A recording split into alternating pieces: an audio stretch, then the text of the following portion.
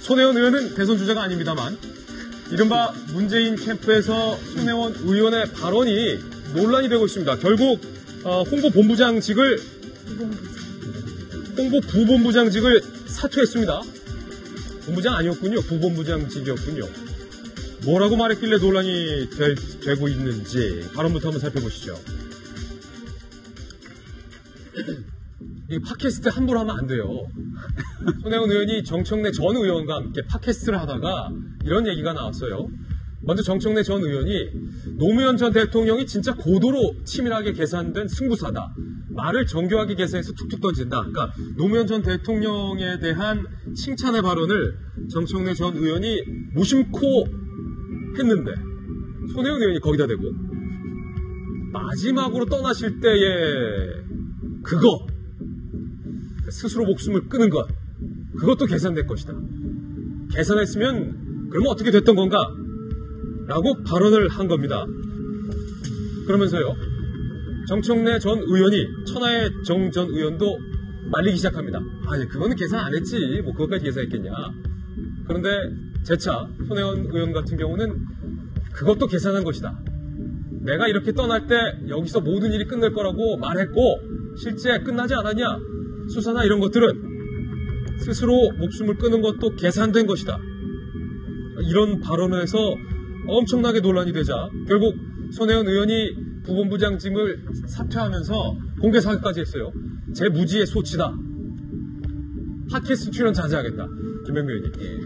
그러니까 손혜원 의원이요 굉장히 능력 있는 사람입니다. 그러니까 민주당 더불어민주당이라고 하는 브랜드를 만들기도 하고 그러니까 홍보본부장으로서 굉장히 탁월한 능력들을 발휘했던 사람이기도 한데 양날의 검인 것 같아요. 이거 위험한 발언 아닙니까? 죽음이 정치적으로 계산된 거다. 그러니까 이게 어찌 보면 노무현 전 대통령에 대한 저 같은 발언이요 손혜원 부본부장이 아니라 여권의 한 인사가 팟캐스트에서 이와 같은 발언을 했으면 상황이 어떻게 됐을까요?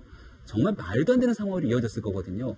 게다가 사람의 목숨을 가지고 뭔가의 정치적 계산을 통해서 목숨을 던질 수 있다는 것들은 뭐 생각하기도 어려운 일이지만 차마 입으로 담아서도 안 되는 내용을 팟캐스트라는 공간에서 나름대로 이게 어찌 보면은 진중하고 무거운 자리가 아니라 이게 좀 웃고 떠드는 그런 공간에서 이야기가 나왔다는 것 자체가 아니, 먼저 번 홍준표 지사 발언보다 더 센 거 아닙니까? 네, 너무너무 심각한 상황으로 볼 수 있죠. 근데 손혜원 보훈부장의 이와 같은 실수가 한 번이 아니라 바로 얼마 전까지만 했을 때는 또 이제 문재인 전 대표의 캠프가 이제 곰을 상징한다 그래서 곰이랑 호랑이가 싸우는 영상을 올렸는데 그 영상이 알고 보니까 북한 TV 영상을 올렸던 거잖아요. 그때도 또 사과를 했고 그러니까 지금 더불어민주당 차원에서는 플러스 알파로 얼마나 더 갖고 오느냐의 싸움이 아니라 얼마나 덜 잃어버리냐의 싸움이기 때문에 한마디 한마디가 조심스러운데 손혜원 부본부장이 이와 같은 사건의 파장은 저는 쉽게 가라앉지 않을 것 같다는 생각이 듭니다. 노 전 대통령의 서거가 정치적으로 계산한 것이다. 저는 손혜원 지금 문 캠프에 문재인 홍보 부본부장 사퇴했지만 저분을 보면은 우선은 그 늦바람이 무섭다는 생각을 해요. 늦바람이 무섭다. 예, 보통 이렇게 더불어민주당 우리가 이제 친문 패권을 얘기를 할 때 386의 운동권 출신들이 들어가서 옛날의 시대적인 어떤 시대정신을 가지고 갇혀서 지금까지 확산되지 못하는 것을 늘 비판하지 않습니까?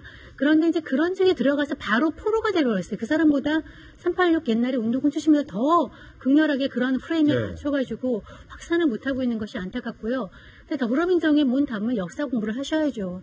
지금 더불어민주당의 전신이 어떻게 되고 역사 공부를 하시면서 이분들이 그 노무현 전 대통령이 어떤 위상을 가지는지 어떤 정치 사력을 가지고 어떤 삶을 사는지에 대해서 공부를 하고 해야 되는데 그런 거에 무지한 채 문재인 후보를 대통령으로 만들기에 너무 급급하다 보니까 저렇게 계속 헛발질을 하는 것 같습니다. 예, 이거 사실은 이 칼럼 입장에서도 받아들이기 힘든 발언일 것 같아요. 손혜원 의원의 이 발언. 근데 아무리 무지해도 어떻게 저런 얘기를 할 수 있습니까? 무식한 거에도 금도가 있다. 네, 무식함에도 정도가 있고. 저는 홍준표 지사 발언 보고도 경악을 금치 못했었는데 이건 한 발 더 나간 것이고 이거는 기본적으로 역사를 잘 모르는 학생들한테 물어봐도 저런 발언은 안 나올 거라 생각합니다. 그리고 모르겠어요. 이렇게 죽음을 계산을 하고 글쎄요. 그것까지 저는 한 번도 사고를 해본 적이 없어서 어떻게 사고 체계가 운영되면 저런 발언이 나올 것인가. 어제 제가 눈을 의심할 정도였어요. 저 발언을 여러 번 읽어봤는데 더군다나 그 막말의 대가라고 불리우는 정청래 전 의원이 말리기까지 했는데 거기서 예. 한 발 더 나갔잖아요.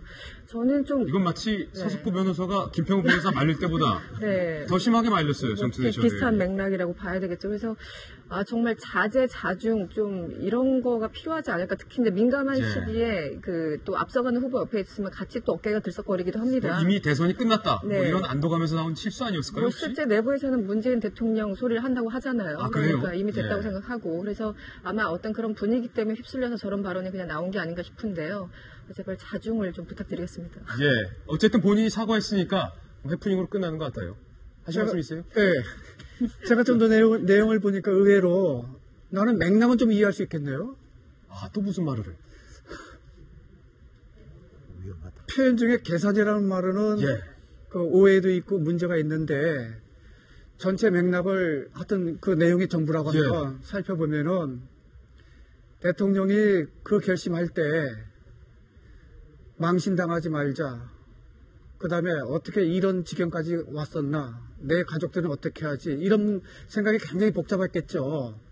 그때 마지막 이제 결론이 났었던 것이 그래 그러면 내가 이렇게 결단함으로써 이런 생각을 추측할 수는 있거든요. 그렇게 보면은 그러니까 지금 손혜원 의원의 표현은 그걸로 말미암아 사건이 종결됐다 이 표현을 하거든요. 그러니까 전체적인 맥락을 보면은 그 아무래도 큰 고민이 있었겠죠. 이 사건을 바라보는 이 당사자 입장에서는 예. 나는 그 점에서 보면 제가 생각보다 그렇게 아주 과도하게 그 좀 오버했다는 생각은 또 안 들 수도 있는 죽음으로 생각 수사를 중에 다 무마하려는 생각을 했던 게 맞다. 그 고민이 있을 수가 있었겠죠. 청와대 마지막 네? 출입기자였고 노 대통령 서거했을 때 일주일 동안 꼬박 봉하마을에 있었는데 결과가 어떻게 이렇게 됐을 수 있다라고는 뭐 해석을 할 수 있겠죠. 하지만 이분은 계산해가지고 사전에 했다라고 의도성을 가지고 했다는 거지 않습니까? 그러니까 지금 변호사님 말씀하신 거하고 전혀 차원이 다른 이야기라고 생각해요. 이게 결과적으로 어떻게 하다 보니까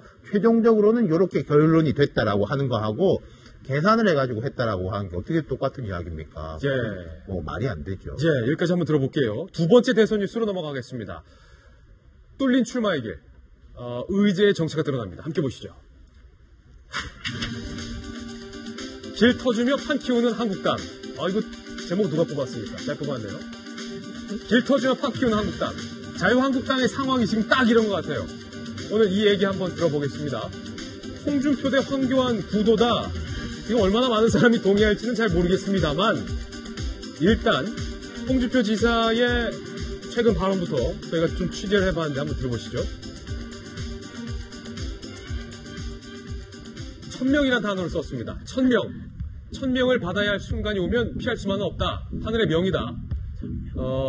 헌법재판소의 파면 결정은 잡범들에게나 적용되는 괘씸죄가 섞인 여론재판 느낌이다. 당에게 감사하게 생각한다.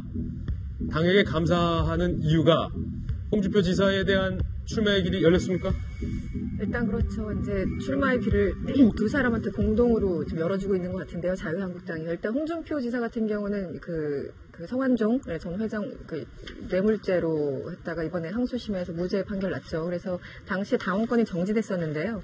어쨌든 대법원 판결을 남겨두고 있습니다. 근데 대법원 판결 나오기 전까지는 당원권 정지를 풀어주겠다. 그래서 해제 조치. 그래서 이제 한마디로 족쇄를 일단은 풀어줬고요. 신분 복귀가 됐군요. 그렇습니다. 그리고 이제 황교안 권한대행한테는 어떤 길을 내줬느냐.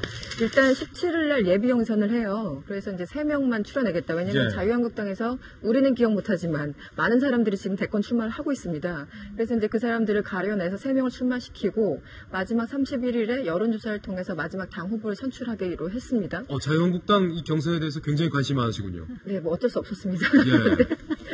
어제 보니까 좀 예외 특례 조항이 있어요. 어떤 거요? 외국인 특례 뭐 학생도 아니고 이 황교안 권한대행을 겨냥한 것이라는 그 추측을 할 수밖에 없는데 17일날 일단 예비 경선하고 31일날 본 경선 하면은 그 끝내야 되잖아요. 근데 예비 경선 17일날 거기 그 당시 없었던 후보도 정말 압도적으로 뭐 지지율이 높거나 당에 도움이 된다고 판단하면 30일날 그 여론조사에 한마디로 후보로 입성할 수 있다는 겁니다. 아까 예선 안 치르고 바로 본선으로 올 수 있다. 네. 그러니까 이거는 사실상 말이 안 되는 거고 다른 후보자들한테 형평성에 굉장히 논란이 될 수밖에 없는 거 아니겠습니까? 황 권한대행을 염두에 둔 것 아니냐. 예, 본인들은 뭐 아니라고 얘기를 하고 있지만 사실상 우리는 황교안 권한대행 아니면 저런 거를 왜 냈을까 의심할 수밖에 없는 대목입니다. 황 권한대행이 파면 직후에 대통령 파면 선고 직후에 누군가를 만났다고 해요. 그 누군가가 이렇게 말을 했습니다.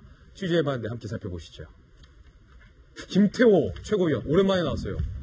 황 권한대행에 대한 기대와 관심이 많더라 라고 황교안 권한대행에게 말했다. 황 대행과의 만남 직후 다시 용기를 내겠다. 새로운 대한민국을 만드는 일에 국민과 함께하겠다. 그러니까 김태호 전 최고위원도 나오고 황 권한대행 너도 나와라. 뭐 이런 얘기를 주고받았다는 거예요. 거기 아마 김태호 최고위원이 먼저 제안해갖고 만난 것 같고요. 김태호 최고위원이 나올 거냐 말 거냐를 이제 떠보러 간 것 같아요. 제 생각에는. 당신 나올 거냐? 그리고 자유한국당의 모 대선 후보 알려지진 않았지만 어제 통화를 한번 했는데 김태호 최고한테 전화가 왔다는 겁니다. 그러니까 말 그대로 김태호 최고위원이 한 명 한 명 지금 돌아가는 분위기를 보고 있는 것 같은데 지금 자유한국당에 나올 사람이 마땅치 않으니 나 정도는 나가야 되지 않겠느냐라는 생각을 하는 것 같은데 글쎄요. 국민들의 선택이 과연 어떠한 지지율을 형성할지는 잘 모르겠습니다.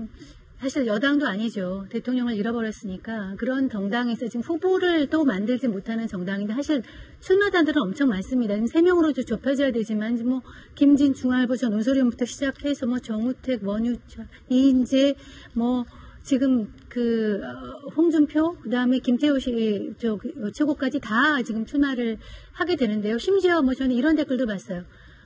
어저께 대통령 탄핵에 다 필요 없다. 김평우 변호사를 출마시켜야 된다라는 얘기까지 있습니다. 그래서 이게 자유한국당의 지금 어려운 처지를 말해주는 것인데요.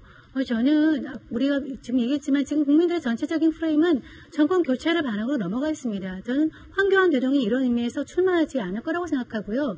왜냐하면 이 8대0 현재 그 판결의 어떤 심각성 이런 거를 그 법조인 출신은 지금 황교안 권한대행이 너무나 잘 이해하고 있기 때문에 이런 상황에서 아까 문을 열었다고 하더라도 출마할 것 같지는 않은데 여기에서 후보를 내봤자 이정현 의원이 말했나요? 지지율 합쳐야 10%도 안 된다고?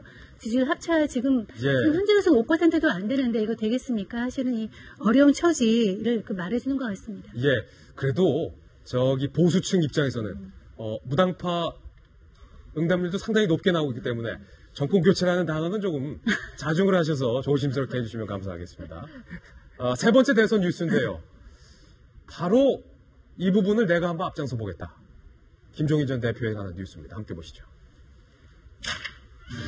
문 대세론에 맞선 김종인의 대망론, 빅텐트 피고 문 저지 김종인 대표 측의 이야기부터 한번 들어보겠습니다. 킹메이커는 안 한다고 내가 돌직구쇼 김진애과 만나서 수도 없이 얘기하지 않았냐? 상황이 여의치 않아서 내가 나가는 걸 결심해야 하는 상황이 오면 내가 알아서 발표할 것이다. 출마 시점에 관련해서 지금 진행되는 걸 보면 이달 안에 드러날 수도 있다. 이렇게 말을 했습니다. 그리고 KBS와 연합뉴스의 차기 대선 지지율에 김종인 전 대표까지 포함이 됐습니다. 1.2%. 지금 이렇게 나왔어요. 제가 이제 김 전 대표를 되게 좋아하고 아주 이제 영민하고 현명하신 분이라고 인정하는데 지금은 조금 아닌 것 같아요. 한 3가지 점에서 짚어보자면은 메이커가 아니라 내가 대선으로 나갈 테니까 개헌을 하자라고 하면은 본인이 생각하실 때는 지금 제대로 할 사람이 없다. 상황이 여의치 않다. 그래서 내가 승부하는 정신으로 나가야겠다라고 생각하시겠지만은 사람들 볼 때는 안 그렇게 생각합니다. 하고 싶어서 나오는 거라고 생각하죠. 그러니까 파괴력이 떨어질 수밖에 없고 두 번째로는 김 전 대표의 제일 큰 명분 2가지가 경제 민주화하고 이제 뭐 패권은 안 되니까 좀 나눠가지고 분권으로 가야 된다는 거였잖아요. 경제 민주화 싹 사라졌어요. 자, 문재인 안 된다밖에 안 남아있어요. 그러면은 아주 협소하게 되는 겁니다. 그리고 세 번째로는 좀 민심과 함께 움직이는 모습을 보여야 되는데 스타일이 요 며칠 보면은 호텔에서 70대 정객들 혹은 뭐 나경원 의원